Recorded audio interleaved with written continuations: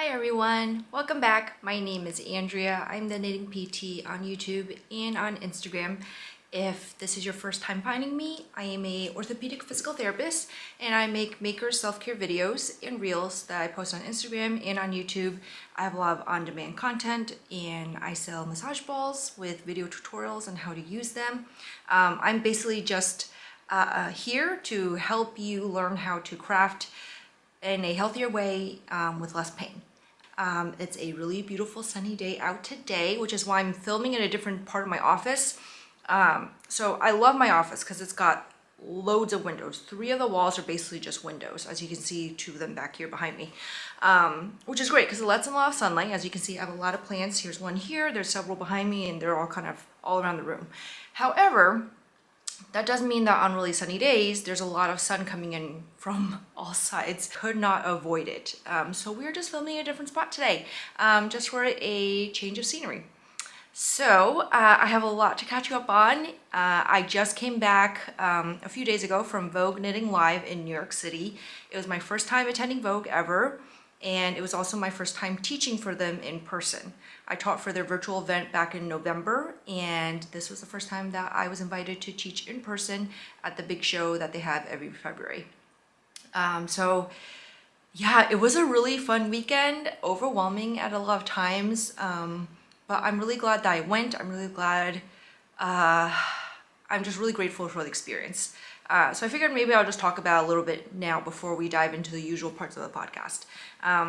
So for those of you who don't know, Vogue Knitting Live is like a marketplace. It has a marketplace where there's a lot of vendors with yarns and fibers and all sorts of crafty things. And then there's also a lot of classes and lectures. So I taught a 1-hour lecture on Saturday evening about posture and ergonomics for knitters and crocheters, but they marketed it as for knitters. And so I arrived in the city Thursday. They have classes starting Thursday, and the marketplace runs Friday, Saturday, and Sunday, and they have classes Thursday through Sunday. I got to meet a lot of the teachers that were there. So I got to meet like Mika John from Salt and Stone Knits. I met Patty Lyons. I met Vincent from Vesuvio's Crafts. He's so wonderful, so lovely and warm and so kind. Yeah, and so it was like a dream come true. I felt like when I was sitting in the teachers meeting, I was like, I don't know what I'm doing here. These are all people that are like super famous in the knitting world, and you know, I follow them on Instagram or I just see them everywhere, and suddenly I'm like here in the same room with them. Like, what is my life? Yeah, so I felt kind of intimidated. Yeah, but it was really great. Everyone was very lovely. And then I was also, so, you know, I didn't teach my class until Saturday, but I kind of got in early because I wanted to go to teachers meeting to meet all the other teachers. And then also my friend Shannon, J'adore Fibers, was vending there for the first time, and I wanted to help her set up as much as I could. So on Friday, I helped her set up her booth a little bit before I headed off to meet with my friends Aro and Megan. You might know them, Aro Knits and Pearls and Kim G & Co. They also came in town for Vogue Knitting Live. So we met up and had food and just kind of walked around the city.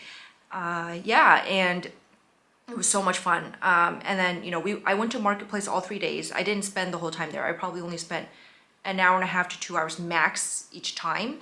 You know, Marketplace was kind of overwhelming. There's a lot of people, there's a lot of vendors. Like, you know, at first before I went, I thought, like, why would you need to go multiple times? Like, shouldn't just going one day be enough? And I realized that, especially if you're like me, where you get really overwhelmed by crowds, it's kind of nice to be able to return maybe the next day or hours later, because when you go in at first, you know, there's so many things to see.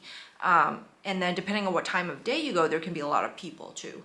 So it was nice that, you know, I went Friday night, I went Saturday morning, and I stopped by Sunday morning really quick just to say goodbye to Shannon and say goodbye to a few other people before I left the city on Sunday noon. And it was nice to be able to go back and kind of like go to some booths that maybe I didn't get a chance to see because they were really crowded, or just go back and, you know, look at some things that maybe I was thinking about that I didn't purchase. Yeah, but some highlights for me of people I met, you know, well, first of all, you know, I saw Shannon there and got to help her set up her booth. It was beautiful. I got to meet Geraldine from the Wandering Flock. She's super sweet and so lovely. I got to meet Sylvia from Camellia Fiber Company. She's also so sweet and so wonderful. The absolute highlight for me was I got to meet Labby and M.A.E.L. So M.A.E.L, I think she says M.A.E.L. I mean, she's got the accent aigu on her name. So I got to meet M.A.E.L of Labby and M.A.E.L, and oh my gosh, I was so nervous before I met her. So M.A.E.L and I have like kind of chatted a little bit through Instagram, like once or twice, like really not that much. And she follows me, but you know, I didn't expect her to know who I was or to recognize me. But when it was my turn to speak to her, she just looked at me and she went, oh my gosh, like I have to give you a hug. I watch your videos all the time. And it was so surreal to me that she knew who I was. And like, because I was thinking like, I'm going to have to really awkwardly like introduce myself and be like, hi, like, you follow me on Instagram, like we've spoken a few times, but she knew who I was right away, and she was so lovely and so kind, and like it was a dream come true to meet her. It really was. Yeah, and I'm trying to think who else I met. I ran into some people on Saturday, like I saw Susan Lin from Yoni Makes. I finally met Tashi of Stitches and Starlight fame. And I finally got to meet Samantha Guerin, a pattern designer who I've test knit for several times. Who else? I'm trying to remember. If I've forgotten to mention you, I'm so sorry. Yeah, that day was just like so crazy, so many people. Yeah, but if you said hello to me, thank you so much for saying hello. And I hope that if you went to Vogue Knitting Live also, I hope you had a really great time. Yeah, because I did, even though I was a little overwhelmed, like, you know, there's just so many people, and I have social anxiety already, and so I was just like a little like, ooh, ooh.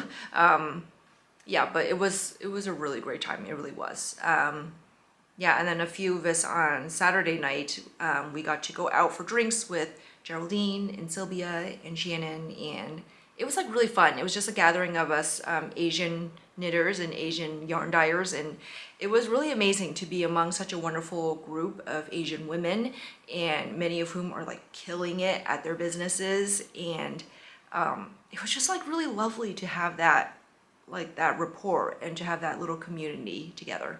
Yeah, so it was a really great time. Yeah, I did buy some yarn, not that much actually, but I did buy some yarn, and I'll show you at the end of the podcast. But so let's get into the regular part of the podcast or episode, whatever. So I actually have quite a bit of things to show you today. So I know the last time I recorded, I had said that I wasn't sure if I was going to finish certain things in time for Vogue Knitting Live, but I actually did. I'm a little surprised. I don't feel like I was, you know, knitting so much more than usual. Maybe it was just that I suddenly felt this burst of creative energy, and just somehow finished it. Maybe it was because I took the pressure off myself. Like once I took the pressure off myself and was like, you know what, if I don't finish this in time, it's fine. I just somehow finished them. I don't know. It was kind of strange, but I'm not gonna complain. Like it was great. So my first finished object is the one I'm wearing. This is the Purpurea Sweater by Teti's Knit Garden. I knit this up in J'adore fibers in her colorway Baozi, which is a slightly toasted version of Bao Button, which is like a more off-white neutral beige color. And as you can see, this is like a little bit closer to a pinky peach, slight toast color overall. I'm gonna stand so you can see the whole thing. It's got this split hem here. It's cables that grow in size as they go down, and the sleeves are just stockinette. And yeah, I really love it. Yeah, I love the way the neckline looks with the collar too. Yeah, I super love it. My sleeves are a little bit short, which I don't remember if they were when I knit them initially. Yeah, but I'm okay with the length actually, because it is quite a warm sweater because the collar comes all the way up so high. Yeah, and then I think because, you know, cables always take more yarn than like regular stockinette does. So I do feel like it's quite a warm sweater. And so having the slightly kind of like more bracelet length sleeves, I'm okay with. Yeah. So yeah, so this is the Purpurea Sweater by Tati's Knit Garden. Super happy with it. Yeah. Okay, my second finished object is the Wave of Change jacket. by Denise Barron. I did not actually meet Denise there. She didn't make it to the teacher's meeting, and then she was really busy the whole weekend. She was teaching a lot of classes, and I just never ran into her, but that's okay.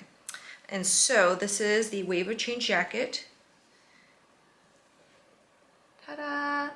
I finished it. Okay, so lots of things about this one. So with the Purpurea, I really didn't make many modifications. I think the only modification I did was I knit it a little bit longer. So the pattern, I think, would have stopped maybe here, and I knit several more repeats just to make it longer because I wanted it a little bit longer. But for the Wave of Change jacket, I did have to make a lot of modifications, and those were all purely my own fault. So what happened was, as I was knitting it, I realized that I was a total skein short. Yeah. I think what happened was, because then I looked at the pattern, because I bought 5 skeins of bulky, and this is Woolberry Fiber Co. Stash on bulky, this beautiful autumnal orangey brown. And I bought 5 skeins, and I should have bought 6. I think what happened was, in the pattern, she lists first how many skeins of yarn you need for the brand she used, which I don't remember what it was now. And then after that, she lists the yardage too. I think when I was purchasing, there's a plane going overhead if you can hear that. It's really loud.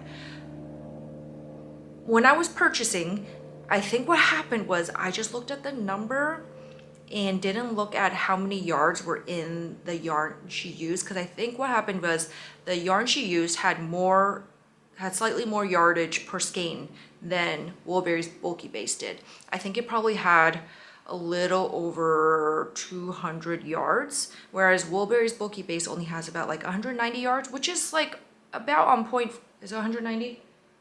No, I'm not sure. Yeah, now I'm not sure. I don't remember what it was, but Woolberry's bulky base is about on par with like a indie dyed bulky base yardage, like, you know, less than 200 yards. Maybe it's 109 yards. I think it's 109 yards. Yeah, 109 yards. And then the yarn that Denise had used for a sample had more yardage per skein. So I was a whole skein short, because for the size I knit, which was size 2, I think, it had listed like 5 skeins of that yarn, but if you looked at the yardage and you did the math, there's supposed to be 6 skeins of the bulky base I used. So I was a whole skein short. Yeah, and I didn't realize this until like I was like a few days away from finishing. So what I had to do to make it work was, so in the pattern, it's written so that you knit 1, 2, 3, 4, 5, like 10 rounds or so of the hem, the collar here, and then you're supposed to mirror that for both the cuffs on the sleeves, the hem of the jacket, and also the button band, so that all the widths should be the same as this, which is about 2 inches. So I had to shorten all that. So if you can see here, the hem of my jacket is definitely not 2 inches. It's probably like more like 1 inch. Same thing for my cuffs. And then for my button band, I really had to make my button band much narrower. Here. Actually, let me just put it on, then you can see it better. Yeah, so when you wear it, it's supposed to, the button bands are supposed to be wide enough that they can kind of like close in the front comfortably without straining. But as you can see, mine doesn't. So it should have been, the button bands should actually really, one should come out to here, and the other one would come out to here, so that they would meet in the middle. Because the pattern also, if you want to, you can buy snaps to sew on, so that you could snap the jacket closed. So as you can see, mine is not very wide. Yeah, it should be this wide. So it really should be this much on each side. Yeah. But in the end, I did finish. My sleeves are also a little short, which is okay because this is bulky base. I wore it with a short sleeve shirt underneath in linen pants, and I was really hot. Like, I was really warm, especially if you're indoors and there's like a little bit of heating, or there's like a lot of people, or if you're racing around the city like I was.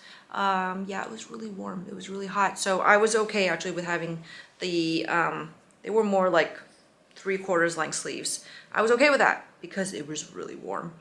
to wear this. So yeah, but I'm still really happy with how it turned out. If Woolberry ever brings back Stash again, which she just brought it back in January for her Rewind collection, and I'm kicking myself for not just getting another skein then, but I really didn't realize then that I was short, and by the time I realized that she'd already closed the pre-order, actually people already had gotten their yarns from that pre-order, so yeah. But if she ever brings it back again, I will buy another skein and finish it properly, because I do want like that complete look that's supposed to have, but I'm still pretty happy with the way it is right now. Yeah, so yeah, this is how it looks. It is a slightly cropped silhouette, but it's super cute. Yeah, and I really love this color.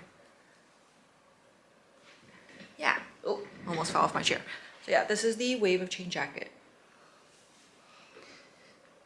And then my third FO is the Manhattan hat by toriknitsnyc. Oh, I got to meet Tori too. Oh my gosh, I can't believe I forgot that. I got to meet Tori also. She was at the Wandering Flock booth on Saturday to do a meet and greet. So I wore my Brooklyn raglan and I wore my hat to go meet her. I took a picture with her and Crazy Knits. Crizel and I live near each other, so she came in on Saturday, she stayed with me overnight, and we just kind of like hung out together. We both made Manhattan hats, and she tested the Brooklyn cardigan. So we both wore our Brooklyns to go meet Tori, and we took a picture with her. But here's the hat. So this is in Woolberry worsted base. The colorway is Tattered Pages. And then if you can see the slight purple coming through on half the hat here, that is Ching Fiber Atmosphere on the Veranita base, which is I think like 79% cashmere, 21% silk. Yeah, look how cute that is. So let me unfold the brim so you can see. So actually it's on my Ravelry page because I'd written it from a previous project. I had just like maybe 15 to 20 grams of the Ching Fiber left over from another project. So I just held it with the Woolberry and basically knit until it ran out. And it just kind of worked out that it ran out kind of halfway through. And then I just knit some more of the hat itself before I did the crown decreases. But it worked out because where it ran out was right around where the brim is, and I knit the length to a single fold brim. So then all the Ching Fiber and the cashmere goodness is in the brim, which keeps me very warm. I'm going to put it on to show you. Yeah, so you can see here, this is where the cashmere ends. It's super warm also. There was, I think on Friday, I walked around the city wearing only this sweater, some linen pants, and my hat. And I mean, it was a warm day. I think the high was like in the 50s that day in New York City. So it was a warm day, but you know, knitwear can be really warm, you know, wool and cashmere and all the stuff. Like I wore my hat and just a sweater and a pair of linen pants, and I walked around the city just fine. Was maybe even sweating a little bit. At one point I took my hat off because I was really hot. But yeah, this is Manhattan hat. I knit the size adult medium for this. Yeah, but this is super cute hat pattern. I definitely want to make matching ones, like little Manhattan hats for my son and my daughter also, because this silhouette looks so cute and it'll look even cuter on little kids. Yeah. All right, so those are my 3 FOs. I haven't, because I finished all these things, I didn't really knit much on other projects that much, except for my test knit for Tori. So I am testing the Downtown Hoodie for Tori. It's a pattern probably coming out in mid-March, I would say. It is a hoodie. So let me show you. I am almost done with the body. So I've got, I think, just like another inch to go. I'll have to try it on, see how I like the length before I do the ribbing. But it's a hoodie. You can see there's stripes here. The colors I'm using, the blue is J'adore Fibers in Misty Mountains Cold. And then the contrast color stripes, this is Explore Knits Joshua Tree National Park. And this is in DK weight. My Explorer Knits was fingering weight, so I held it double to get gauge. Yeah, but it's super cute. I really love the look of the stripes. The sleeves also have stripes on them that mirror it, and then of course there's the hood. So I'm really excited to do those parts. But yeah, it's looking beautiful so far. I really love this blue from J'adore Fibers. It's got so much depth to it, and yeah, when the sunlight hits it, it kind of glows a little. Yeah, But I'm really excited for this. Yeah.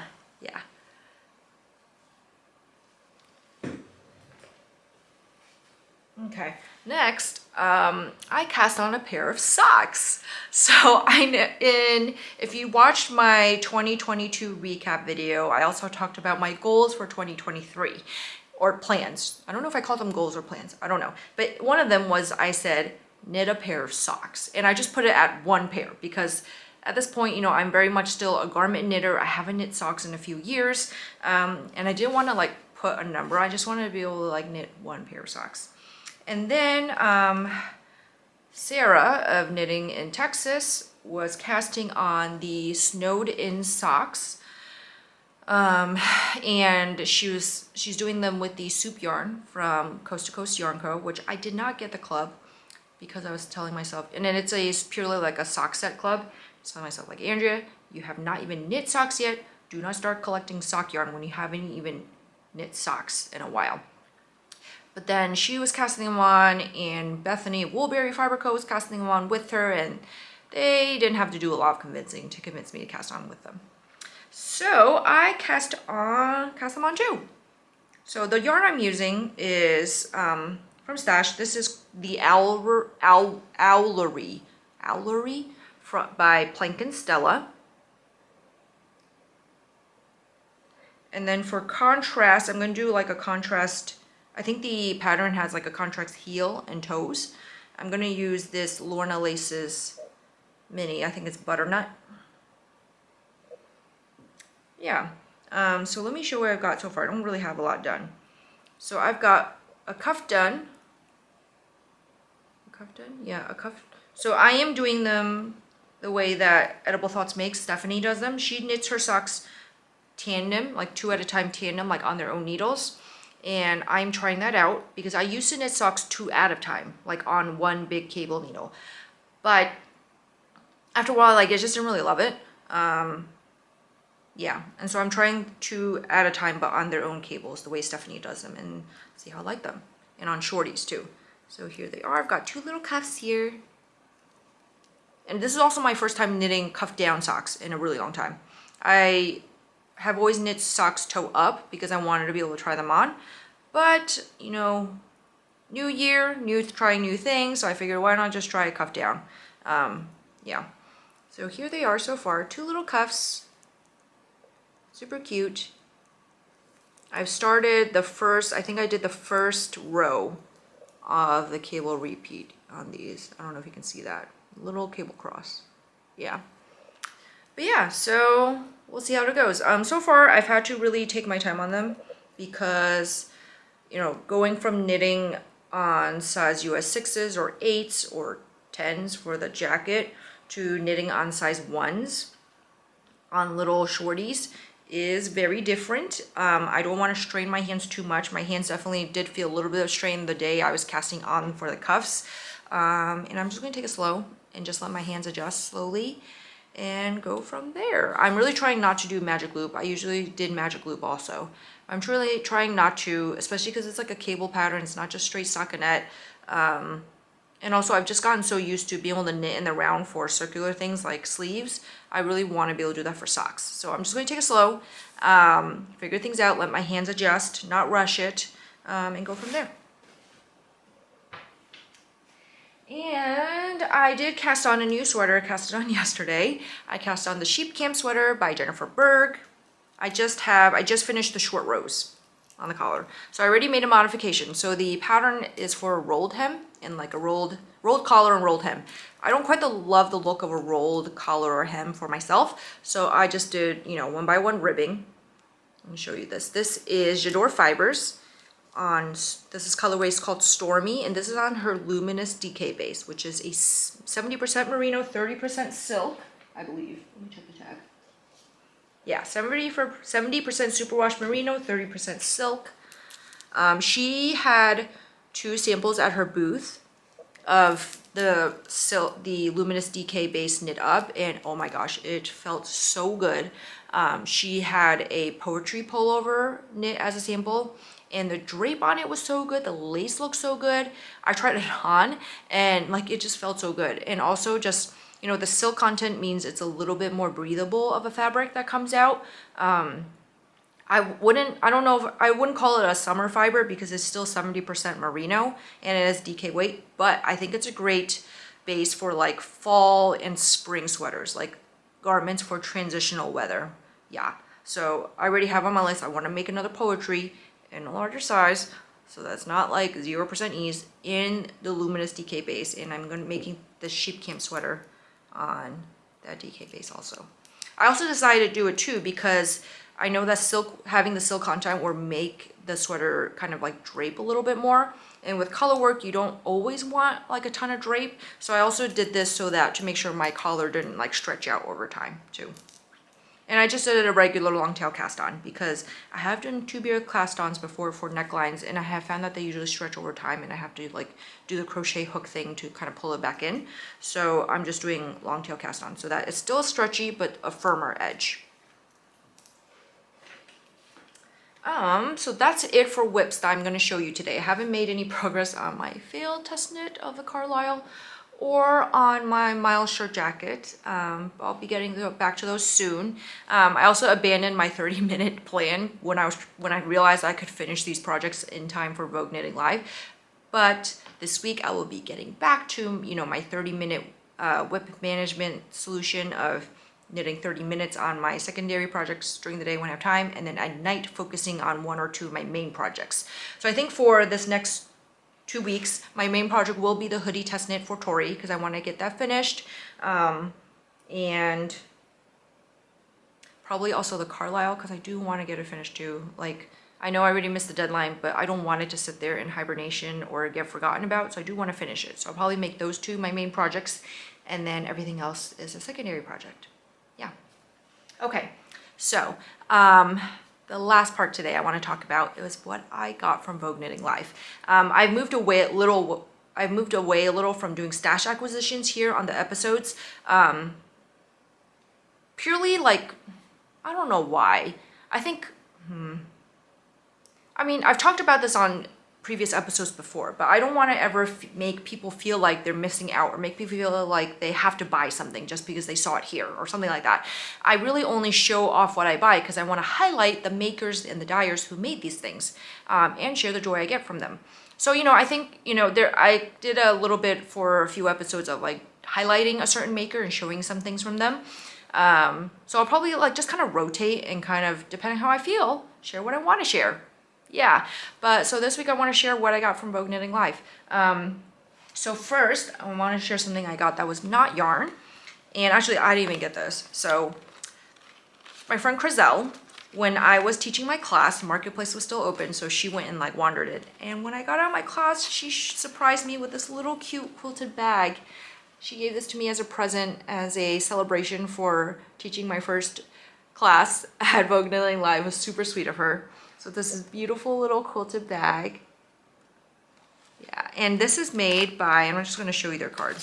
This is made by M.A.B.E.L Style. This is the card. And I'll show you here the back. At the bottom here, you can see the social media. But her booth was so lovely. She had all these quilted jackets and quilted pullovers, and everything is basically quilted.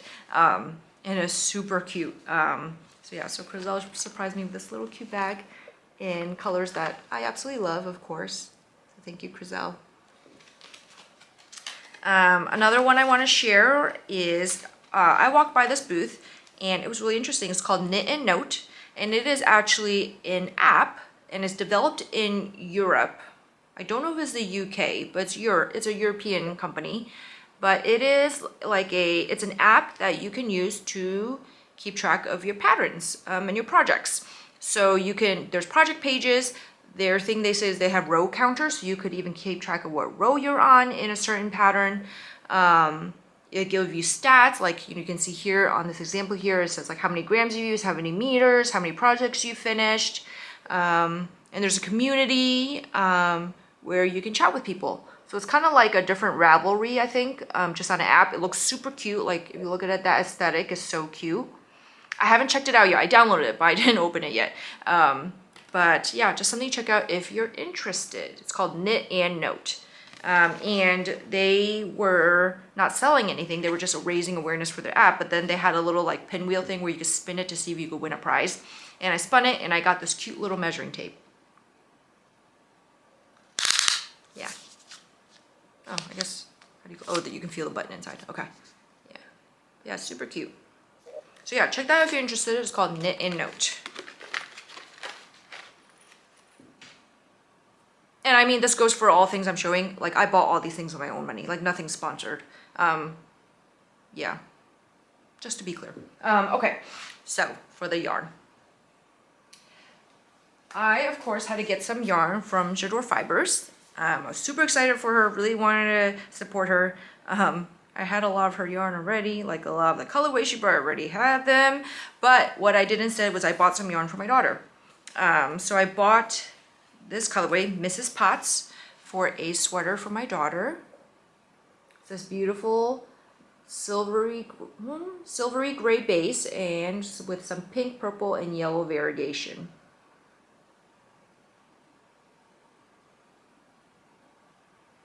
Yeah. All right, my camera battery died there, so sorry. But what I was saying was I showed my daughter the yarn and she loves it. I'll have to figure out a pattern for her, what I'm gonna make. Yeah. So I've been curious about this base from Sylvia from Camellia Fiber Company for a while. As you all know, if you've watched this podcast for a while, I knit with a lot of her yarn, but I've only knit with the sport weight and the worsted weight bases so far. But she's always had this, well, not always, because it only comes in the fall and winter times, this yak DK base. So this is 65% merino wool, 20% silk, 15% yak, and it is superwash. So I've been curious about this base for a long time, but as you all know, I tend to be very sensitive to fibers that aren't merino. So I never wanted to take the plunge and buy it without knowing how my skin would react. So she brought this base to the show. So I got to touch it in person. I definitely put it up to my neck a little bit. On my neck, it feels okay. I maybe feel a slight prickle, but it still feels super soft, you know? So what I decided to do, and oh, I didn't take it out. I bought like 3 skeins to make a vest because I figure with a vest, it's a layering piece. So if it does end up prickling me, I can still wear it because it'll be a layering piece, you know? And if it doesn't prickle me, then I can buy more for sweaters in the future. So I got it on this colorway, Earl Gray. It's this beautiful dark gray, dark silvery gray. Yeah, so I'm really excited. I don't have a vest pattern in mind yet. Like a slipover of some sort. I was thinking I could also maybe do what Stephanie of Edible Thoughts Makes did, which is modify the coloring book raglan by Amy Sher to be a slipover, but undecided, so stay tuned. If you have any vest suggestions, drop them in the comments below. I did make the transition vest by Amy Sher already, but I made that one in a light gray, and I want to just like make something a little different because I don't want both of my sweater vests to be the same pattern and the same color family. So if you got any suggestions for size inclusive vest patterns, drop them down below. All right. Next, all the other yarn I got was from the Wandering Flock. And I love Geraldine's yarn. Her bases are so soft. They're special. If you didn't know, they are specially milled for Wandering Flock in Peru. So they're not the same bases that a lot of the other indie dyers use, which makes them extra special. And it's also why the price point is a little bit higher too. But my Dear Duomo that I knit in the Wandering Flock birthday ice cream is like one of my favorite garments ever to wear. Like, I wear it a lot. It's starting to pill a little because I'm wearing it a lot and I do need to depill it. But knowing that, I knew that going into Vogue Knitting Live, I wanted to get my hands on some more of Geraldine's yarn because I love wearing it so much. So I first got this sweater quantity of Montauk on the worsted base, which is 100% superwash extra fine merino.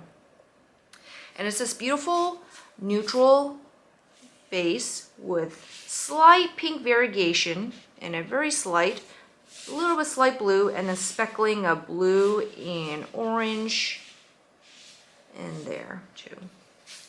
Hold both together so you can, well, you know, I didn't get just 2. I got 5, which is what I typically need for worsted weight for the sizes I knit.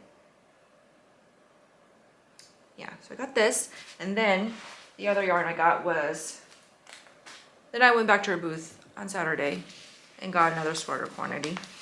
And I got these for. And these are all on the DK base, which is again 100% superwash extra fine merino, DK. And these colorways are terracotta,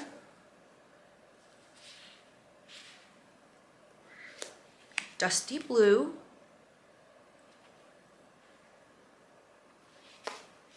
peach pop, and icy lavender. Now, these 2 colors, actually these 3 colors, are like not really in my typical color wheelhouse. So I didn't really want to knit like an entire garment out of one of these colors.